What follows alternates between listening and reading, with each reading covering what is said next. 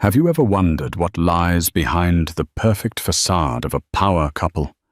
The lavish parties, the penthouse views, the adoring smiles for the camera. Amelia Sterling thought she had it all. A brilliant career, a loving husband who was a self-made millionaire, and their first child on the way. She was living a dream. But in one night, that dream would curdle into a waking nightmare. Her husband, the man she adored, would not only discard her for his younger, more ambitious mistress, but would do so with a cruelty designed to leave her with absolutely nothing. He thought he was closing a chapter, burying a mistake. He had no idea he was unleashing a force he couldn't possibly comprehend. The city lights of New York glittered below the floor-to-ceiling windows of the Park Avenue penthouse, a sprawling tapestry of diamonds scattered on black velvet. Amelia Sterling traced the rim of her water glass, the condensation cool against her fingertips. The crystal chimed softly as she set it down on the polished mahogany of the dining table, a table set for a celebration that felt increasingly hollow. At 29, she was a successful architect, a partner at a boutique firm, but her greatest project, the one she cherished most, was the life she was building with her husband, Damien Thorne. Damien was a force of nature. At 35, he had built his private equity firm, Thorne Capital Investments, from the ground up, earning a reputation for his ruthless business acumen and devastating charm. They had met at a charity gala 4 years ago, a whirlwind romance that saw them married within a year. He was her rock, her champion, the man who saw the fire in her soul. Or so she had believed. Tonight was supposed to be special. She had cooked his favorite meal, seared scallops, with a lemon butter sauce, followed by a perfectly rare filet mignon. A bottle of sparkling cider was chilling for her, while his favorite bottle of a 1998 Chateau Margaux was breathing on the counter. She had news, the kind of news that transforms a couple into a family. She smoothed a hand over her stomach, where a secret fluttered a life barely the size of a blueberry. The click of the key in the lock finally came at 9:45 p.m. Damien strode in his custom-tailored Tom Ford suit, immaculate, not a single silver blonde hair out of place. He looked like he'd stepped off the cover of Forbes, which ironically he had done 2 months prior. "Sorry I'm late," he said, his voice smooth but distant. He loosened his silk tie, his blue eyes sweeping over the meticulously set table without a flicker of warmth.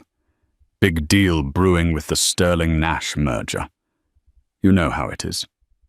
Of course, Amelia smiled, pushing aside the small prick of disappointment. "Everything is still warm. I was just so excited to talk to you." He kissed her cheek, a perfunctory, dry gesture that felt more like a social obligation than an act of affection. For the past few months, these little chills had been creeping into their marriage. Late nights became all-nighters. Business trips were extended with little explanation. His phone, once left carelessly on the nightstand, was now perpetually in his pocket or face down on his desk. When she tried to touch him, he would often pull away, murmuring about stress or fatigue. She had told herself it was the pressure of his work. He was building an empire, and empires required sacrifice. She had to be the supportive wife, the calm harbor in his turbulent world. "Sit," she urged, her voice bright. "I have something wonderful to tell you." He sat, allowing her to serve him. He ate mechanically, his gaze fixed somewhere over her shoulder, lost in a world of figures and projections she couldn't enter. The silence stretched thick and uncomfortable, so he began finally placing his fork down with a decisive click. "We need to talk." Amelia's heart leaped. "I know me first. She couldn't contain it any longer. Her hands trembled slightly as she reached across the table and placed her hand over his.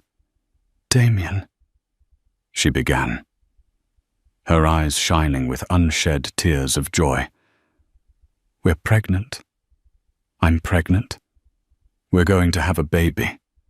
She waited for the explosion of joy, for him to leap up and swing her around, for the cold distance in his eyes to melt away, replaced by the warmth she had fallen in love with. Instead, his face remained a mask of polished stone.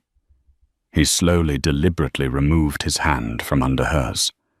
The silence that followed was louder than any shout. It was a void, sucking all the air and light from the room. "Amelia," he said, his voice flat, devoid of any emotion. "That's a complication." The word hit her like a physical blow. "A complication. Damien, it's a baby. Our baby. This is what we've always talked about." "Plans change," he stated, his gaze finally meeting hers. And in their depths, she saw not stress or fatigue, but a chilling reptilian coldness. "I want a divorce." The world tilted on its axis, the glittering city outside blurred into a smear of meaningless lights. "What a divorce? You're joking." "This is a joke." Her laugh was a brittle, broken sound. "I have never been more serious in my life," he said, leaning back in his chair, the picture of detached composure. "I'm in love with someone else." The confession was delivered with the same casual tone he might use to discuss the stock market.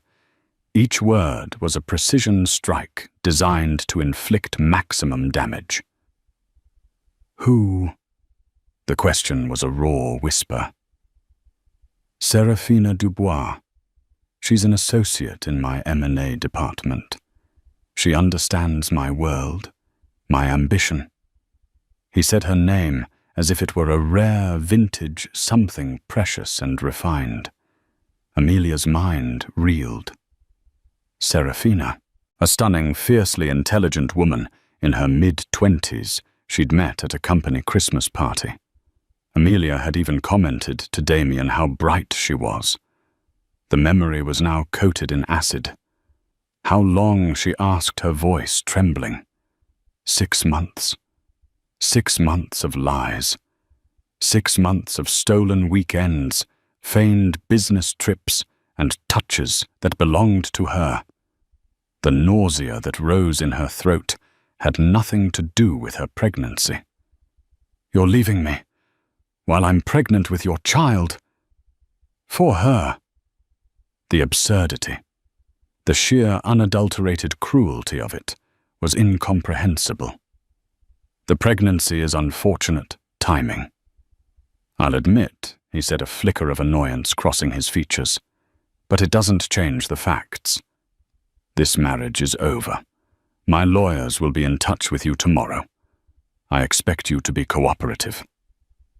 "Cooperative?"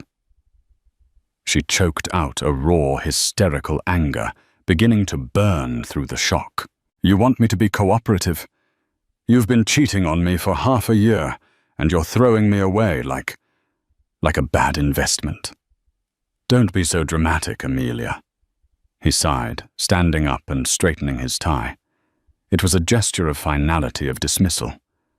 "It's just business, a merger that didn't work out. I'll be staying at the club tonight. I suggest you have your things packed by the end of the week. Serafina will be moving in."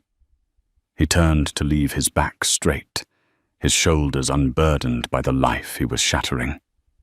"Damien, wait!" she cried, stumbling to her feet. "The baby. This is your child." He paused at the doorway, turning his head slightly. The cold blue of his eyes pinned her in place. "Prove it," he said, the words dripping with venom. "As far as I'm concerned, that's your problem now. My lawyers will handle the details of the prenuptial agreement. You'll find it's quite ironclad." And then he was gone. The heavy door clicked shut, sealing the tomb of their marriage. Amelia stood alone in the center of the room, the scent of the uneaten feast mingling with the metallic tang of betrayal. Her hand went to her stomach, a protective, instinctual gesture. She wasn't just losing her husband, her home, her future. He was trying to take her identity, her dignity, and even the legitimacy of their unborn child. The glittering cage had become a prison, and its door had just been slammed shut, leaving her trapped in the ruins of a life she no longer recognized. The fight for her survival and her child's had just begun. The following days bled into a grey, featureless blur of grief and humiliation. The world that had once felt so vibrant and full of promise had been reduced to the sterile, intimidating confines of a lawyer's office. Damien's legal team from the prestigious firm of Gable and Thorne. Legal moved with the swift, merciless efficiency of sharks scenting blood. They were not there to negotiate. They were there to dictate the terms of her surrender. Amelia sat opposite a man named Mr. Peterson, a senior partner with a face like sculpted granite and eyes that held no sympathy. Her own lawyer, a kind but overwhelmed woman named Carol, recommended by a friend, looked increasingly distressed as Peterson laid out the terms. As per the prenuptial agreement signed by Ms. Sterling on June 12, 2021. Peterson droned his voice, a monotonous weapon in the event of a dissolution of the marriage. She is entitled to a one-time payment of $50,000 and is required to vacate any and all properties owned by Mr. Thorne within 7 days of the filing. $50,000? Carol interjected, her voice sharp. That's insulting. They've been married for 4 years. Amelia gave up a promotion at her firm to support Mr. Thorne's social and business obligations. Peterson offered a thin, dismissive smile. A choice she made freely. The document is airtight. Mr. Thorne has also graciously offered to cover her moving expenses up to $2,000. The word graciously hung in the air, a monument to Damien's cruelty. He was worth hundreds of millions. This wasn't a settlement. It was a final slap in the face. And the child Amelia asked, her voice barely a whisper. Her hand rested protectively on her still flat stomach. Peterson adjusted his glasses, his gaze cold. Mr. Thorne contests the paternity. He is willing to submit to a DNA test after the child is born. Until such time, he will make no provisions. If he is proven to be the father, he will fulfill his minimum legal obligations as determined by the state. Nothing more. The public clinical denial of their child was a new, deeper level of pain. It was a calculated move to isolate and shame her. He was painting her as a liar, a gold digger, a woman of questionable morals. The narrative was being written, and she was its villain. The next few days were a frantic, tear-filled scramble. Packaged boxes, once filled with the promise of a shared future, now littered the pristine marble floors of the penthouse. Each object was a memory, a ghost. The vase they bought in Tuscany. The first edition book of poetry he'd given her on their first anniversary. The silver picture frame holding a photo of them on their wedding day, 2 smiling strangers from another lifetime. She packed it all, a curator of her own heartbreak. Her best friend, Chloe Vance, was her savior. A whirlwind of practical energy and righteous fury, Chloe arrived with boxes, packing tape, and a bottle of non-alcoholic wine. The man is a sociopath, Amelia, a genuine grade A monster, Chloe declared expertly, wrapping a set of wine glasses in newspaper, and her Serafina Dubois. I looked her up. climbed the corporate ladder on her back from what I hear. This isn't love. It's a hostile takeover of your life.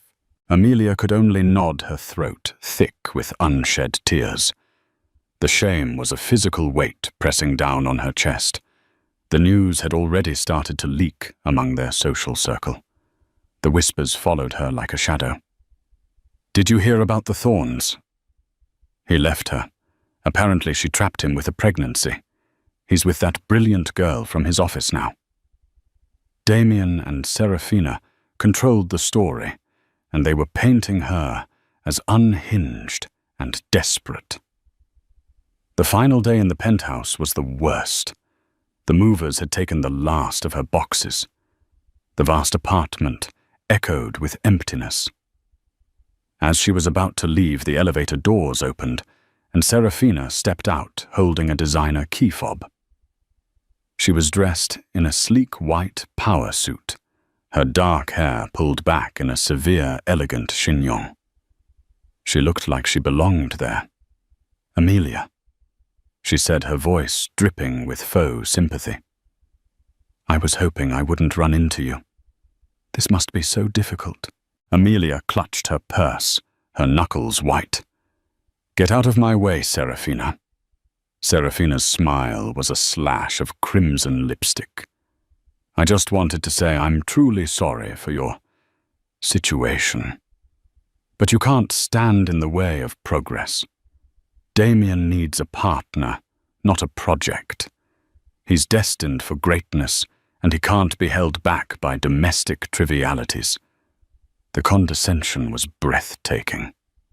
Trivialities. "You mean his child?"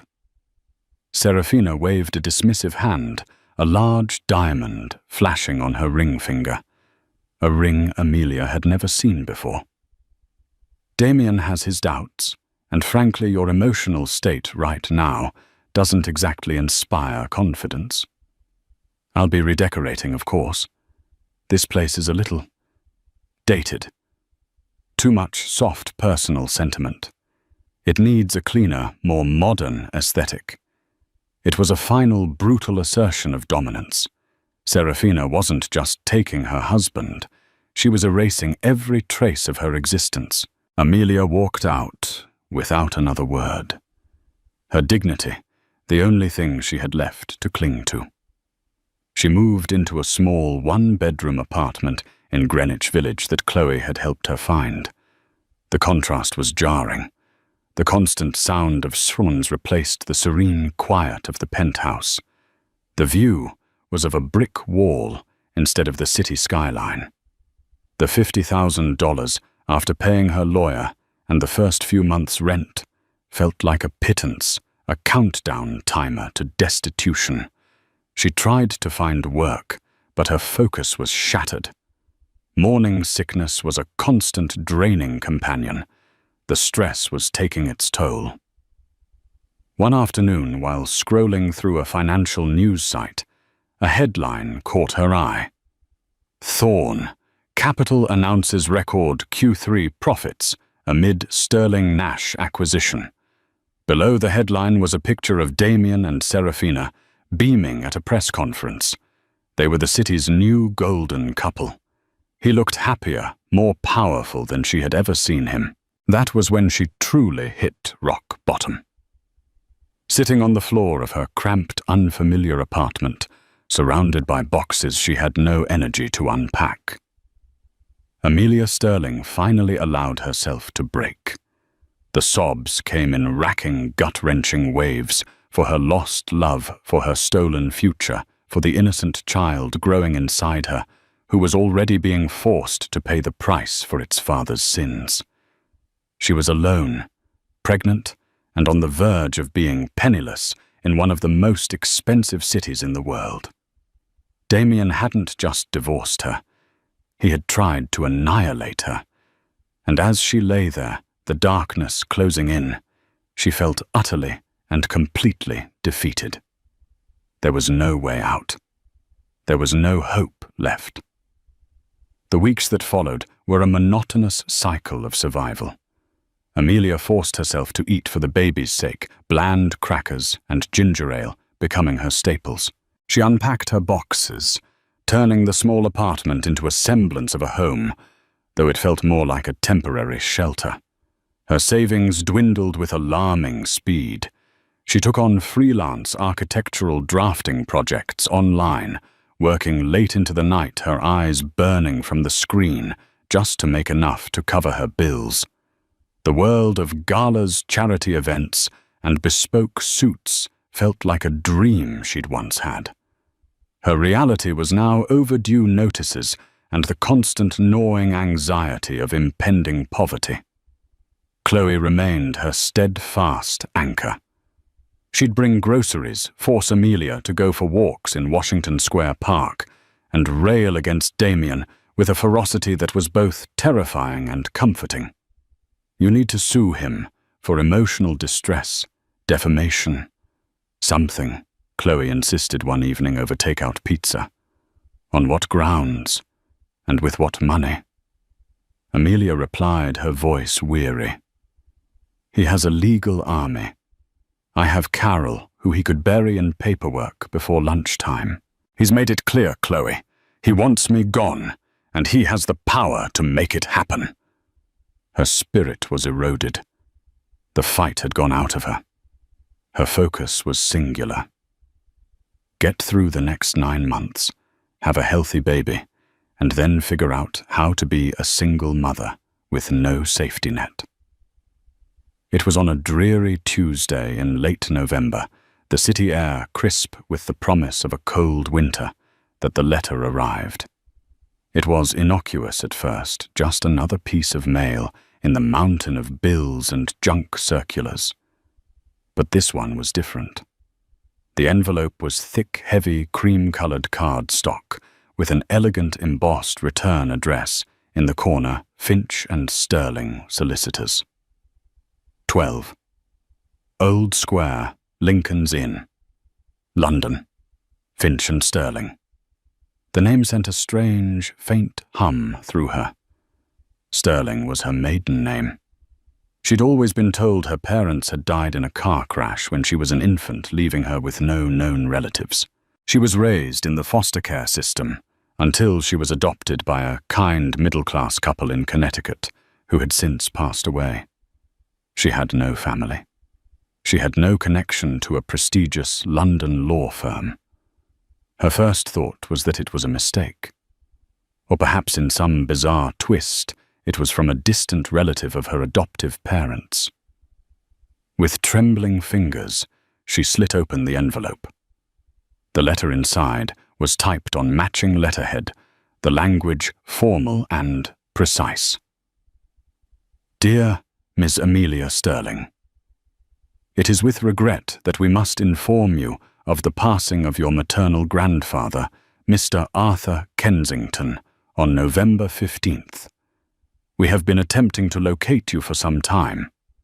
As the executor of Mr. Kensington's estate, it is my duty to inform you that you are named as the primary beneficiary in his last will and testament. It is imperative that you contact our offices at your earliest convenience to arrange a meeting either in person in London or via a secure video conference to discuss the details of the estate and the execution of the will. Please accept our sincerest condolences for your loss. Yours faithfully, Alistair Finch, Senior Partner. Finch and Sterling. Amelia read the letter 3 times. The words seemed to swim before her eyes, refusing to make sense. Maternal grandfather, Arthur Kensington. The name meant nothing to her. She had no maternal grandfather. Her mother, according to the scant records she'd seen, was an orphan herself. This had to be a cruel, elaborate prank, or worse, a scam. Yet there was an undeniable weight of authenticity to it. The thick paper, the London address, the formal tone. She quickly searched for Finch and Sterling online. The firm was not just real. It was one of London's oldest and most respected law firms, specializing in estate planning for high net worth individuals for over 2 centuries. Then she typed Arthur Kensington. The results stole her breath. Article after article appeared from publications like the Financial Times, the Wall Street Journal, and The Economist. Arthur Kensington wasn't just some wealthy old man. He was a titan. He was the reclusive, legendary founder and chairman of Kensington Global Holdings, a multi-billion-dollar conglomerate with interests in shipping real estate technology and pharmaceuticals. He was a kingmaker in global finance, a name whispered with awe and reverence in boardrooms from London to Tokyo. Photographs showed a stern, imposing man with piercing grey eyes and a mane of white hair, even in his old age. And this man was supposedly her grandfather. The world, which had already been turned upside down, once felt like it was dissolving into sheer fantasy. It was impossible. Her life was this small apartment, this dwindling bank account, this unborn child whose father denied its existence. Her life was not multi-billion-dollar conglomerates and London solicitors. She called Chloe immediately, her voice a frantic, breathless mess as she read the letter aloud. Whoa. Slow down, Chloe said. Arthur Kensington. Arthur Kensington. Amelia. This has to be a scam. Someone found your name and is trying to get your personal information. But the law firm is real, Chloe. And they're not asking for my bank details. They're asking for a meeting. And look at the firm's name. Finch and Sterling, my maiden name. A silence fell on the other end of the line. Okay, Chloe said slowly. That is weird. Really weird. What do I do? You proceed with extreme caution. Chloe advised, her lawyerly instincts kicking in. Do not give them any personal information. No social security number. No bank accounts. Nothing. Set up the video conference. Let them talk. I'll be right there with you on mute, listening to every word. If it's a scam, we'll shut it down. But Amelia, what if it's real? If this is actually real? Everything is about to change. Amelia ended the call, her heart hammering against her ribs. She looked around her small apartment at the peeling paint on the windowsill and the worn-out thrift store armchair. She then looked back at the letter, at the name Arthur Kensington, and the vast, dizzying chasm between those two realities. For the first time in months, a feeling other than grief or fear barked within her. It was a terrifying, fragile flicker of something she hadn't felt since Damien walked out that door. Hope. It was a dangerous, seductive feeling, but she couldn't help but cling to it. With nothing left to lose, she took a deep breath and drafted an email to Mr. Pessimist, Alistair Finch, a single keystroke that would either expose a cruel hoax or unlock a past she never knew she had. The video conference was scheduled for 2 days later. Amelia set up her laptop on the small dining table, her hands slick with nervous perspiration. Chloe sat beside her, a legal pad in her lap, and a skeptical expression on her face. The screen flickered to life, revealing a man who perfectly matched the gravitas of his firm's letterhead. Alistair Finch appeared to be in his late 60s, with kind, discerning eyes behind a pair of silver-rimmed spectacles and a neatly trimmed gauze-grey beard. He sat in what was clearly a wood-panelled office with leather-bound books lining the walls behind him. Miss Sterling, thank you for making the time to speak with me. He began, his voice a calm, cultured baritone that carried the weight of English authority. I am Alistair Finch, and please allow me again to offer my condolences on the passing of your grandfather, Mr. Finch. Amelia started, her voice steadier than she expected. I appreciate you reaching out. But I have to be honest. I believe there has been a mistake. My parents died when I was a baby. I was raised in the foster system. I have no known family, certainly not a grandfather named Arthur Kensington. Mr. Finch listened patiently, his hands steepled on the desk before him. When she finished, he gave a sad, knowing nod. "There has been no mistake, Miss Sterling," he said gently. "The story you were told was incomplete. It was a fabrication designed to protect you." He then began to unravel the story of her life, a story so profoundly different from the one she knew that it felt like he was describing a stranger. Her mother was not an orphan. Her name was Elizabeth Sterling, and she was Arthur Kensington's only child, his beloved daughter. "Your mother was a brilliant, free-spirited woman," Finch explained, his expression softening with memory. "But she was also headstrong.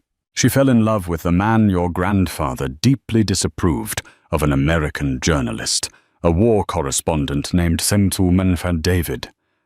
Arthur saw him as a reckless fortune hunter, unworthy of his daughter and the Kensington legacy. He painted a picture of a classic family feud, an immovable, powerful patriarch, and a daughter determined to choose love over duty. Elizabeth and David eloped and moved to the United States, severing all ties with Arthur. For years he heard nothing, his pride and anger creating a chasm between them.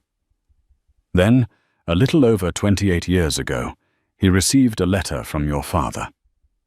Finch continued. "Elizabeth had given birth to a daughter, you. David wrote to Arthur, hoping the birth of his grandchild would thaw his heart and lead to a reconciliation. But Arthur, in his stubbornness, never replied. A few months later, tragedy struck. Elizabeth and David were covering a story in a conflict zone in South America when they were caught in the crossfire. They were killed instantly. Amelia felt a wave of dizziness. This wasn't a car crash. Her parents were heroes journalists who died in the line of duty. Arthur was devastated, Finch said, his voice dropping. The guilt consumed him. He had lost his only child because of his pride. He immediately flew to the States to find you, his only living connection to his daughter. But when he arrived, you were gone. The local authorities, seeing no next of kin, had already placed you into the state's foster care system, and due to privacy laws and sealed records, even with all his wealth and influence, he hit a wall. You had vanished. For years, Arthur Kensington had employed the best private investigators in the world to find his lost granddaughter. It became his life's obsession. He built his global empire, but it was a hollow kingdom without his heir. It was only 3 years ago that an investigator finally had a breakthrough, tracing a sealed adoption record to a couple in Connecticut, and from there to an architect in New York named Amelia Sterling. He wanted to contact you immediately, Finch said. But he saw you were married, seemingly happy and successful. He was an old man filled with regret.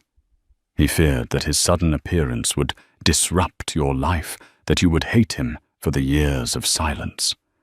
He chose to watch you from a distance, gathering every piece of news about you he could. He was immensely proud of your career, of the woman you had become. Tears were streaming freely down Amelia's face now. Chloe reached over and squeezed her hand, her own eyes wide with shock. In his final years, his health failing, he amended his will, Finch concluded. He left everything to you. He saw it not as a gift, but as a long overdue apology. His legacy, he wrote in a letter he left for you, was not his company, but his daughter's child. Finch held up a document to the camera. Ms. Sterling, as the sole heir of Arthur Kensington, you are the new majority shareholder and controlling owner of Kensington Global Holdings and all its subsidiary assets. The company is currently valued conservatively at approximately $47 billion. The number was so astronomical, so utterly beyond the realm of comprehension, that Amelia almost laughed. $47 billion. Just last week, she had been agonizing over a $300 electricity bill. Chloe let out a low whistle beside her. There are, of course, extensive properties trusts and personal effects, Finch added, as if this were an afterthought. A manor in the English countryside, a villa in Lake Como, a collection of modern art. The list is quite extensive. The reality of it began to sink in a seismic shock that rearranged her entire understanding of who she was. She wasn't an orphan. She was a Kensington. She came from a line of immense power and wealth. The loneliness that had been a constant companion her entire life was suddenly replaced by the ghost of a family she never knew she had. I don't know what to say, Amelia stammered, wiping her eyes. There is nothing you need to say right now, my dear Finch said, his tone paternal. This is a great deal to process. We have a team ready to assist you with everything from the legal transition to simply answering your questions. The first step would be for you to come to London to sign the necessary documents and formally assume your position. The call ended a few minutes later, with promises to arrange travel and further correspondence. Amelia closed the laptop, and the tiny apartment fell silent. Chloe finally broke the silence. Okay. So, you're basically a princess. Amelia shook her head, a dazed, watery smile on her face. I don't even know what I am. Then a new feeling began to crystallize through the shock and grief. It was a cold, hard resolve. She thought of Damien and his petty $50,000 settlement. She thought of Seraphina, redecorating her home, erasing her. She thought of their smug faces in the news, celebrating a victory built on her destruction. They thought they had crushed Amelia Sterling, the struggling architect from a humble background. They had no idea who she really was. Damien had called their unborn child a complication and a problem. He had dismissed her as a liability. But now she was not a liability. She was a Kensington. And this child, his child, was the heir to a fortune that dwarfed his own 1,000 times over. He had wanted to erase her. But she was about to become the one thing he could never ignore. The power had shifted. The game had changed, and Amelia Sterling was just beginning to understand the rules. The flight to London was a surreal dream. Amelia flew first class on a British Airways flight, a ticket arranged by Mr. Finch's office. She spent the 7-hour journey in a state of suspended disbelief, the gentle hum of the engines, a backdrop to the tectonic plates shifting in her life. She was no longer Amelia the discarded wife. She was Amelia Sterling Kensington, the heiress to a global empire. The name felt foreign on her tongue, a costume she had yet to grow into. London was grey and majestic. A black Bentley was waiting for her at Heathrow, the driver holding a discreet sign with her name. He whisked her away to the Connaught in Mayfair, where a suite, not a room, an entire suite larger than her Greenwich Village apartment, had been prepared for her. It was a world of hushed luxury, of impeccable service and quiet deference. It was the world she was born into, and the one she was now belatedly claiming. The next day she met Alistair Finch at the historic offices of Finch and Sterling. He guided her through a labyrinth of legal documents, each signature another step into her new reality. She was now the chairwoman of Kensington Global Holdings.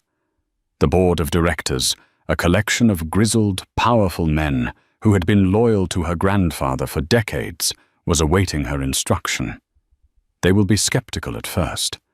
Finch warned her gently over tea in his office after the signings were complete.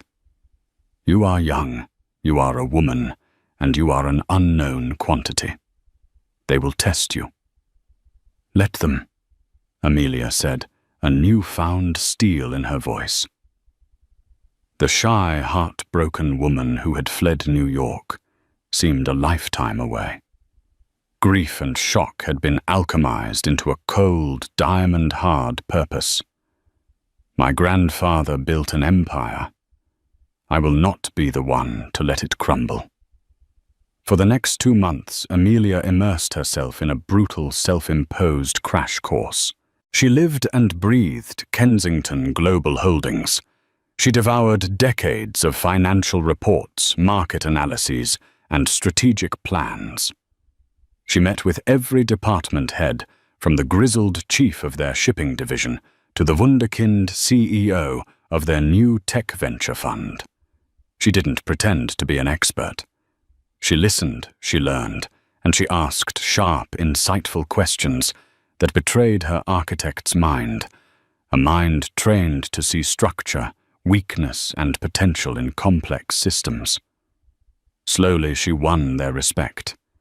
They saw not a flighty heiress, but a focused, intelligent, and fiercely determined leader. She wasn't her grandfather. She was quieter, more collaborative, but she possessed his iron will. She also began to quietly assemble her own personal team. She hired a formidable new CFO, a woman named Genevieve Croft, known for her aggressive and brilliant financial strategies. She put a top-tier corporate security firm on retainer, and she established a new private investment vehicle, a subsidiary holding company in Delaware, registered under the anonymous name AS Holdings. No one knew what it was for, but no one dared to question her. As her belly swelled with the growing life inside her, so did her power and confidence. The city of London, initially intimidating, began to feel like home. She moved into her grandfather's sprawling countryside manor in the Cotswolds, a place of quiet beauty and history. It was there, in a beautiful room overlooking a garden that had been tended for centuries, that she gave birth to a healthy, beautiful baby girl. She named her Lily Elizabeth Kensington. Holding her daughter for the first time, Amelia felt the last vestiges of the old, her fall away. This tiny, perfect creature was everything. She was the reason for this fight. She was the future of the Kensington legacy. The thought of Damien, who had so callously denied this child, filled her not with sadness but with a glacial rage. While she was on a brief maternity leave, she stayed connected, running the empire from the manor. One afternoon, while reviewing market intelligence reports with Genevieve Croft via video call, a familiar name appeared: Thorn Capital Investments. They're overextended, Genevieve noted, pointing to a series of charts on the screen. Damien Thorn made a massive, highly leveraged play for the Sterling-Nash merger. He staked the company's future on it. It paid off in the short term, but it's left his firm vulnerable. His debt-to-equity ratio is precarious. A significant dip in the market, or a failure in one of his other key investments, could trigger a cascade. Amelia leaned closer to the screen, her heart beating a little faster. What kind of failure? Genevieve's smile was sharp. Thorn Capital is the primary backer for a major new biotech firm, Innovate Gen Pharmaceuticals. They've poured hundreds of millions into it. Innovate Gen's entire valuation is based on the upcoming FDA approval of a new Alzheimer's drug, Serafrin 9. If that drug fails its Phase 3 trials, Innovate Gen will be worthless overnight. Thorn Capital's stock would plummet. They'd be ripe for a hostile takeover. Amelia looked at Genevieve, a silent understanding passing between them. Kensington's pharmaceutical division, Amelia said slowly. Our R&D is second to none. Do we have anything that competes with Seraphin 9? Genevieve's smile widened. Funny you should ask. We have a drug called Cognisil. Superior efficacy, fewer side effects. We fast-tracked the trials 6 months ago on your grandfather's last directive. The final results are due any day now. If we get approval first and push it to market, we could make Seraphin 9 completely obsolete before it even launches. The pieces clicked into place. The path forward was suddenly brutally clear. This wasn't just about the market anymore. This was about justice. Genevieve Amelia said, her voice calm and steady. I want you to use AS Holdings. Start quietly acquiring Thorn Capital's debt. Buy it from their lenders. Become their primary creditor. And pull every string we have at the FDA. I want Cognisil's approval expedited. Every resource of Kensington Global is to be focused on this. Consider it done, Genevieve replied, a glint in her eye. She knew this wasn't just business. Amelia ended the call and walked over to the bassinet where Lily was sleeping peacefully. She gently stroked her daughter's soft cheek. He thought we were a complication, she whispered. He thought he could throw us away and forget we ever existed. But we're going to be the foundation of his ruin. He built his empire on ruthlessness. I'll build ours on the ashes of his. The phoenix had risen, and now it was ready to hunt. The next 3 months were a masterclass in corporate warfare, orchestrated with the precision of a seasoned general. From her command center in London, Amelia directed the multi-pronged assault on Damien Thorne's empire. It was a silent, invisible attack, a web being woven around him that he couldn't see until it was too late. Step 1 was the pharmaceutical play. Kensington's lobbying power in Washington, combined with Cognisil's legitimately superior trial data, worked wonders. The FDA granted approval with a speed that made headlines in the medical world. The day Kensington Global announced the immediate market release of Cognisil shares in InnovateGen Pharmaceuticals plummeted by 70%. Damien's flagship investment was suddenly toxic. Step 2 was the debt. AS Holdings, Amelia's anonymous shell corporation, had spent weeks buying up Thorn Capital's debt from various investment banks. The banks were happy to offload the risk, especially with the InnovateGen news rattling the market. In the span of a month, Amelia's holding company became the single largest creditor to her ex-husband's firm. She owned him. Step 3 was the market pressure. Using Kensington's vast financial resources, Genevieve Croft initiated a series of strategic short sells against Thorn Capital's stock. Rumors expertly planted in key financial news outlets began to circulate about the firm's instability and over-leveraged position. The stock, already weakened, began to hemorrhage value. In his New York office, Damien Thorne was in a state of escalating panic. His world was kalapungho. The Sterling-Nash merger, once his crowning achievement, was now an anchor dragging him under. His lenders were calling, demanding more collateral. His investors were fleeing. He worked around the clock, his famous charm curdling into raw, desperate anger.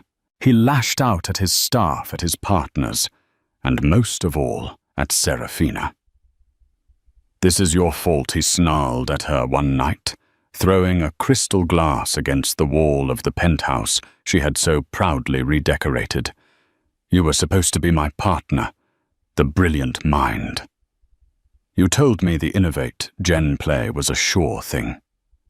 How could I have known Kensington would come out of nowhere with a miracle drug?" She shot back, her composure finally cracking under the strain. This isn't my fault, Damien. This is your ego.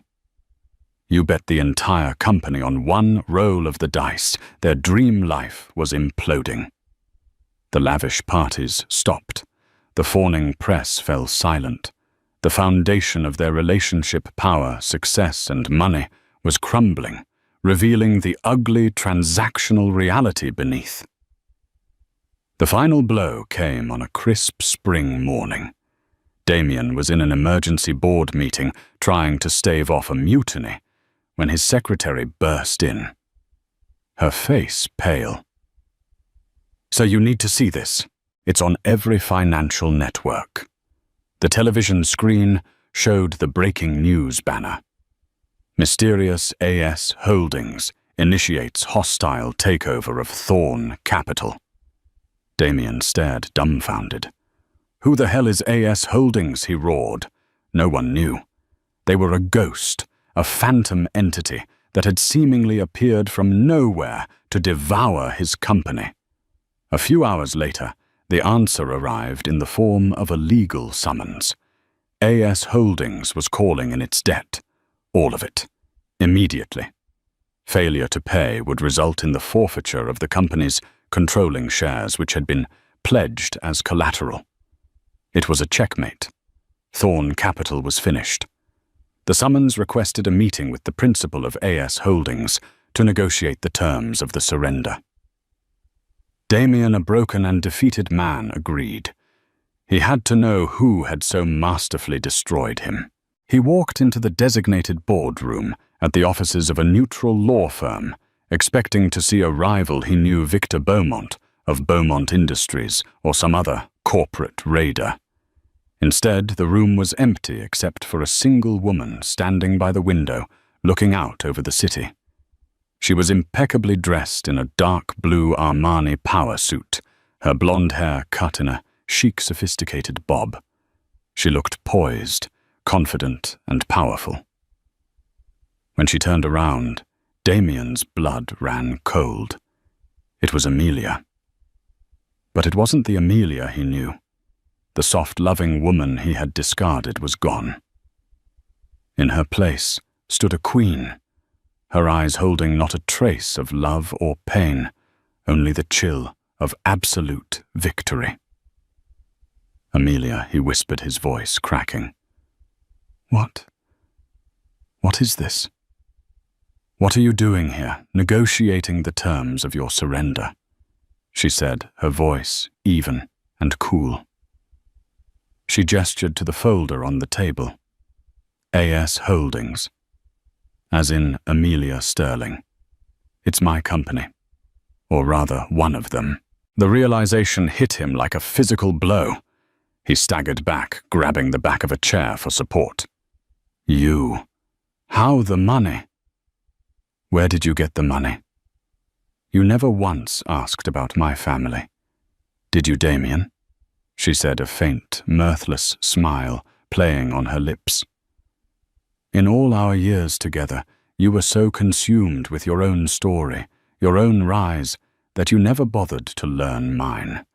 You just assumed I was no one, that I came from nothing." She let the silence hang in the air before delivering the final devastating truth. "My name is Amelia Sterling Kensington. My grandfather was Arthur Kensington. You didn't divorce a struggling architect. You divorced the sole heir to Kensington Global Holdings." Damien's face went ashen. The scale of his miscalculation was so immense, so cosmically catastrophic, that his mind couldn't process it.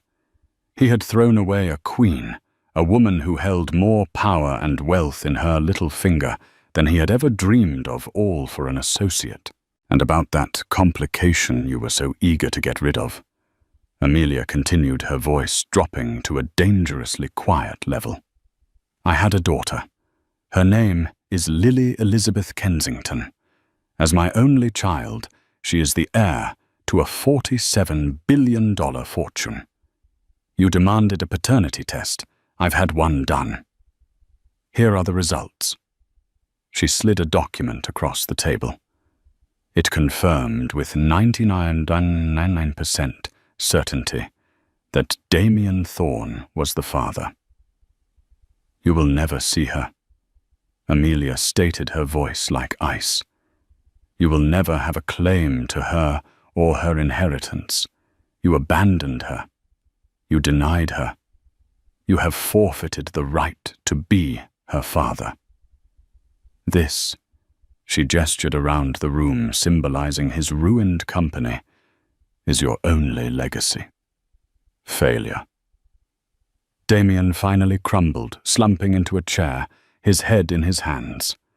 He was utterly, comprehensively ruined. He had lost his company, his reputation, his wealth, and the chance to know the child who was heiress to one of the world's greatest fortunes. He had traded it all for a fleeting affair and his own hubris. As Amelia turned to leave, her victory complete, the door opened and Serafina rushed in. "Damien, what's happening? Who is—" She stopped dead when she saw Amelia. Amelia paused and looked at the woman who had helped destroy her life. She saw the fear and confusion in Serafina's eyes. She could have said 1,000 things, gloated, savored the moment.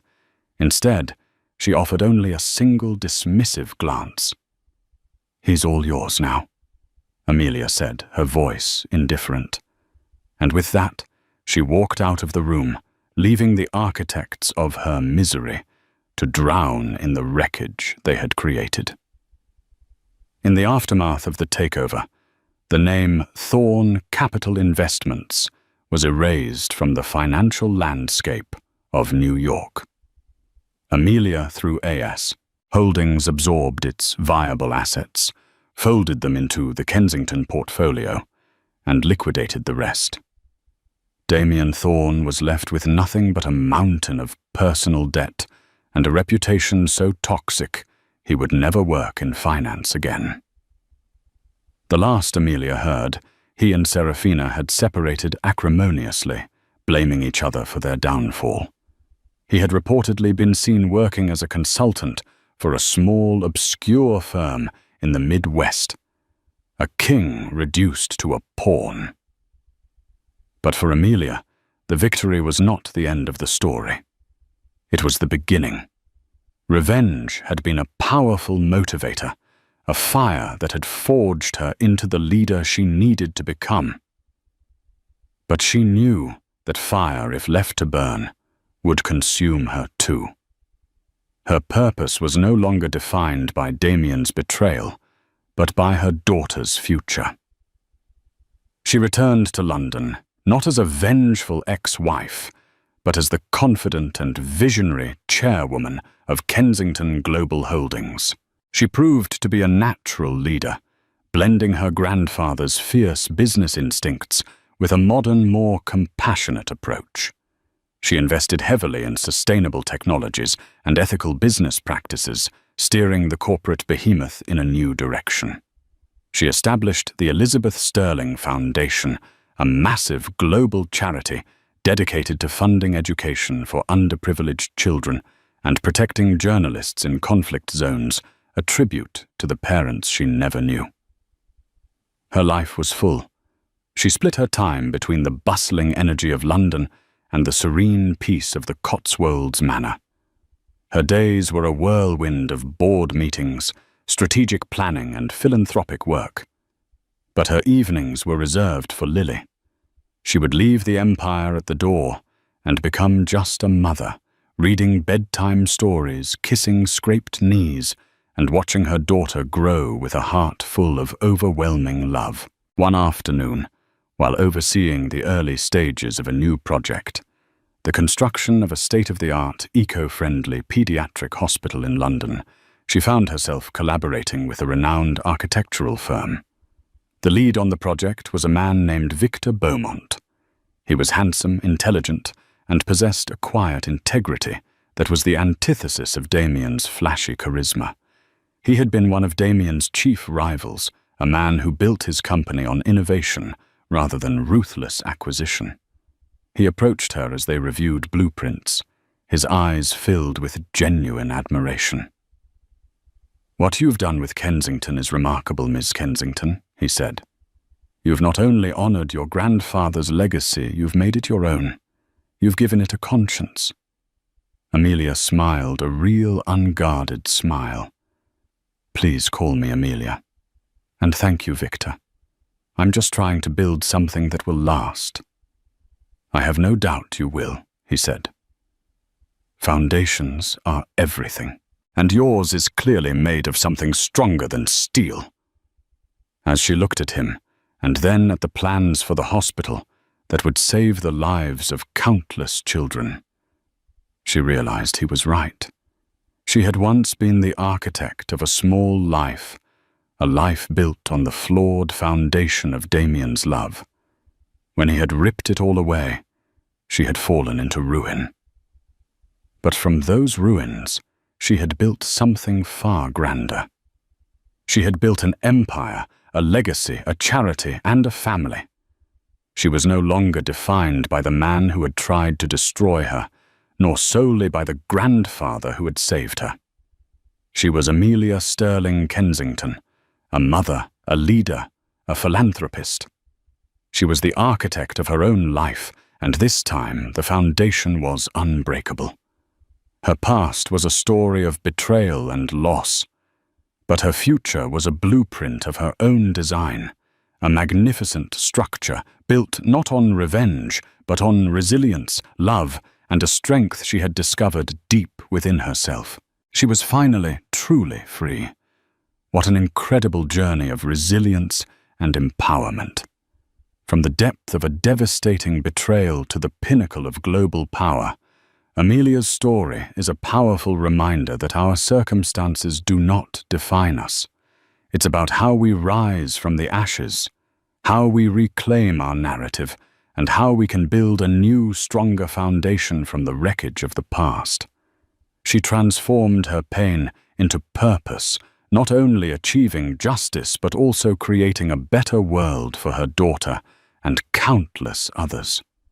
Her story proves that the ultimate revenge isn't destruction, but building a life so magnificent that those who wronged you become an insignificant footnote. If Amelia's story of strength and triumph resonated with you, please hit that like button and share this video with someone who might need to hear it. Don't forget to subscribe and turn on notifications so you won't miss our next real-life drama. And we want to hear from you. What would you have done if you were in Amelia's shoes? Let us know in the comments below.